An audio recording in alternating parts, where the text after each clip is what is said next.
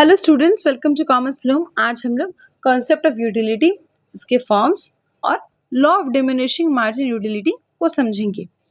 हमारा पहला टर्म है यूटिलिटी। यूटिलिटी का मतलब है किसी भी गुड या सर्विसेज को कंज्यूम करके मिलने वाली सेटिस्फैक्शन को हम यूटिलिटी कहते हैं। यूटिलिटी के दो फॉर्म होते हैं, total utility and marginal utility.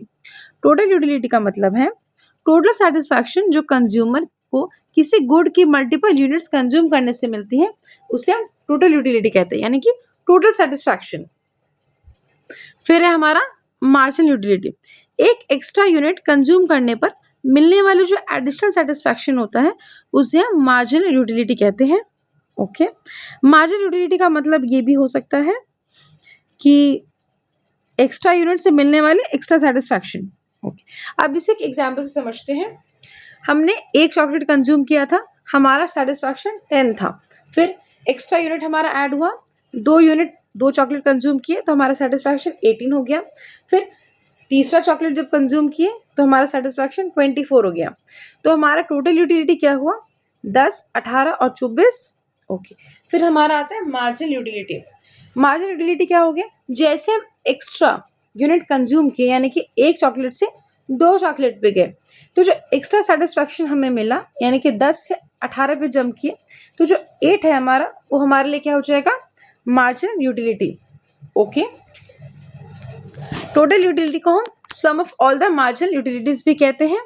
Okay, अब हम समझेंगे law of diminishing marginal utility. ये क्या कहता है, ये कहता है जैसे ही हम एक गुड्स को कंज्यूम करते हैं तो उससे मिलने वाली जो सेटिस्फैक्शन होती है वो धीरे धीरे कम होती जाती है। ओके, या इसे और इजी लैंग्वेज में समझा जाए तो जैसे जैसे एक कंज्यूमर किसी सेम कमोडिटी की ज़्यादा यूनिट्स कंज्यूम करता है, हर एडिशनल यूनिट से मिलने वाली जो सेटिस्फैक्शन है वो कम होते जाती है। इसे भी एक एग्जाम्पल से समझते हैं। जब हम एक पिज़्ज़ा स्लाइस खाते हैं तो हमारे पास सेटिस्फैक्शन बहुत होता है। ओके, फिर जब हम दूसरा स्लाइस खाते हैं तो थोड़ा सेटिस्फैक्शन कम हो जाता है। फिर जब तीसरा खाते हैं तो और कम हो जाता है। फिर जब हम चौथे स्लाइस पे आते हैं तो शायद बिल्कुल भी इंटरेस्ट ना हो, तो उस स्टेज को हम पॉइंट ऑफ सेटाइटी कहते हैं।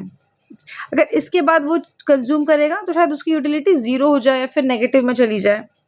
ओके, इसलिए एमयू जो है वो हमेशा कॉन्टिन्यूसली डिक्रीज करते रहती है। आई होप आपको ये कॉन्सेप्ट बहुत अच्छे समझ में आया हो। So please like, share and subscribe and save this skill for revision. Keep learning and growing. Next video में हम relationship between MU and TU और इसके कुछ न्यूमेरिकल क्वेश्चंस को भी समझेंगे। Thank you.